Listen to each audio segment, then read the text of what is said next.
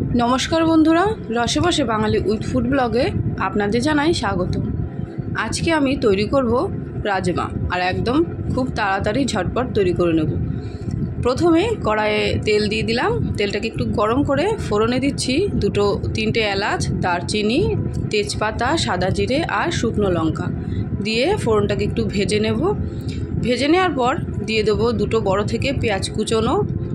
পেঁয়াজটা ভেজে নেব। আর পেঁয়াজ ভাজার সময় যদি একটু লবণ দেওয়া হয় তাহলে পেঁয়াজটা খুব তাড়াতাড়ি ভাজা হয়ে যায়, খুব তাড়াতাড়ি নরম হবে আর ভাজা হয়ে যাবে।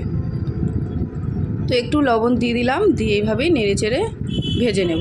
তো পেঁয়াজটা ভাজা হতে থাকুক। আমি এইদিকে আগে থেকেই কিছুটা রাজমা সেদ্ধ করে নিয়েছি, দেখুন একদম নরম হয়ে গেছে।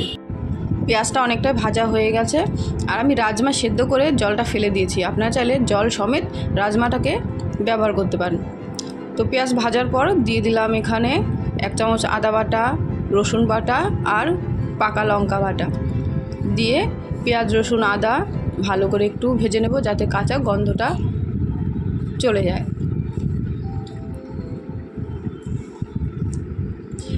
রাজমা খুব তাড়াতাড়ি রান্না হয়ে যায়, একটু আগে থেকে সেদ্ধ করে নিলে রাজমাটা খুব তাড়াতাড়ি রান্না হয়ে যায়। আর এখানে দিয়ে দিলাম 1 চামচ পরিমাণ সস আর জিরের গুঁড়ো 1 চামচ পরিমাণ মতো দিয়ে দেবো হলুদ গুঁড়ো। তো ভালো করে মশলাটাকে নিয়ে চেড়ে একটু কষিয়ে নেব।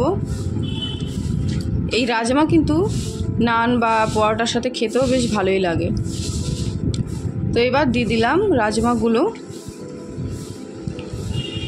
রাজমাটাকে মশলার সাথে ভালো করে মিশিয়ে নেব। রাজমাটা আমি আগে থেকে সেদ্ধ করে রান্না করছি, আপনারা চাইলে কিন্তু প্রেশার কুকারে একবারে রান্না করতে পারেন। আর দিয়ে দিলাম কিছুটা পরিমাণ জল। জলের পরিমাণটা অল্প দেব, কারণ আমি আগে থেকে সেদ্ধ করে নিয়েছি। আর যদি প্রেশার কুকারে করা হয় রাজমাটা, তাহলে জলের পরিমাণটা একটু বেশি পরিমাণ দিতে হবে। তো এইভাবে কিছুক্ষণ ফুটিয়ে নেব। আর দিয়ে দিলাম 1 চামচ পরিমাণ চানা মশলা।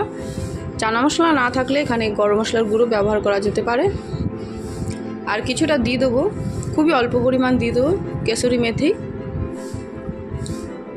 আর একদম টাটকা তাজা কিছুটা ধনেপাতা কুচোনো।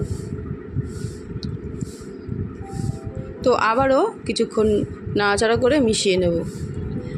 আর সবার শেষে একটু দিয়ে দিলাম 1/2 চামচ পরিমাণ মতো চিনি।